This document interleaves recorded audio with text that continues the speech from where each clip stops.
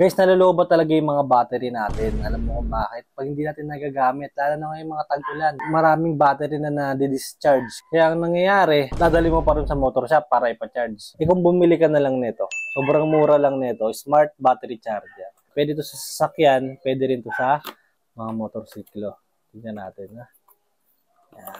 Sobrang easy lang gamitin nito, guys. Dahil, ito na yung red, tsaka yung black, hindi ka na malilito. Makikita mo dito kung full charge na yung charge mo. Meron 25%, 50%, 75%, and 100%. Alam niyo naman kung saan yung nasan yung positive dyan, tsaka yung negative. Okay? Positive, negative. Siyempre yung pula sa positive.